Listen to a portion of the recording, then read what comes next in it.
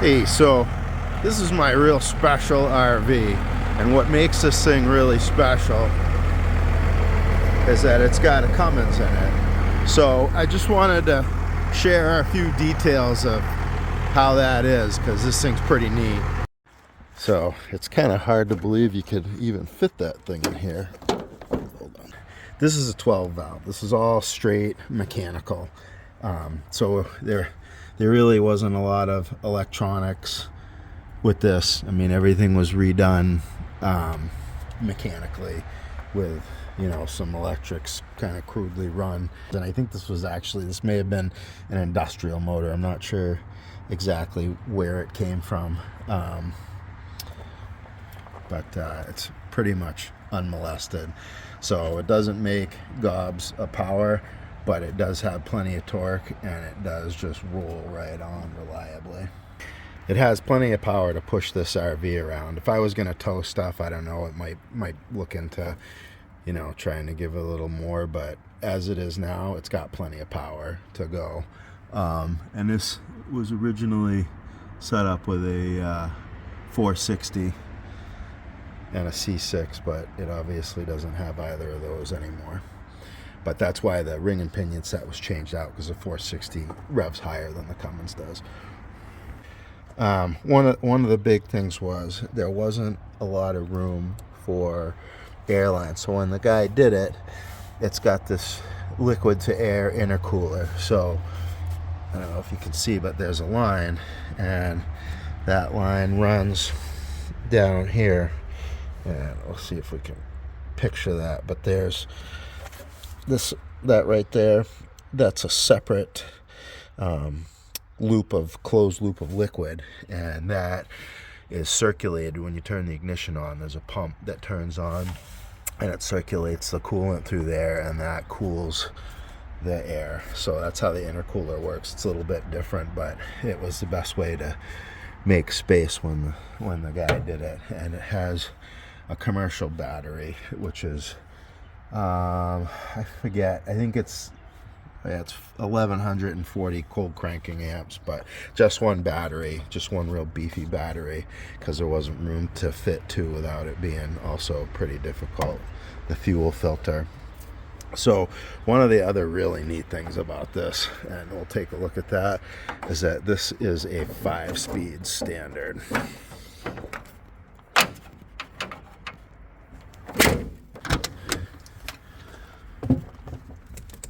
So there it is on our floor, and it's pretty rugged. I tried to do different things to keep hot air from coming up, but it was a custom made welded shifter, and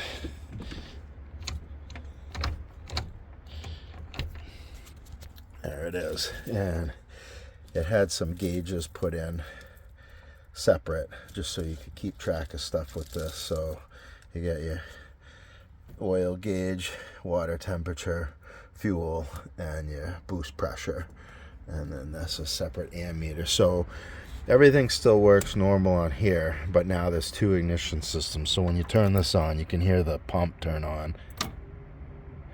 That's circulating the water for the intercooler. It's an RV.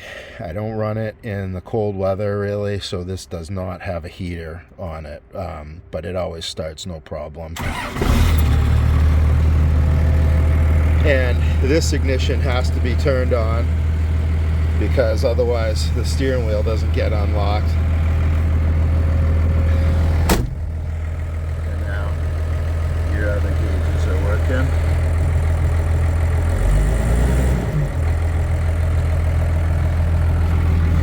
The e-brake definitely works in this, because you need it.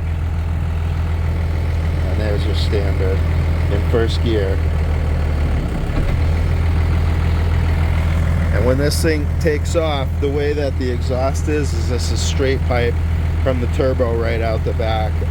So when the guy did it, he got rid of one of the airbags. So this has airbags, but it doesn't function on one side, so really they're not usable. And he did that in order to route the exhaust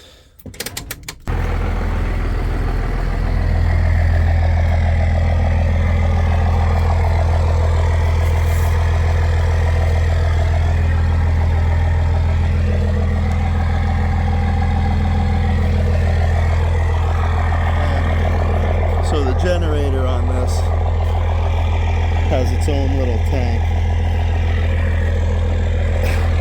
but it does have a remote start, and you can start it from inside the camper, and the exhaust goes down right there. They take that little tube off to pull the generator out in order to gas it up. So it's a little bit of a different setup, but it still works, and you can run the AC while this is going down the road, or run whatever.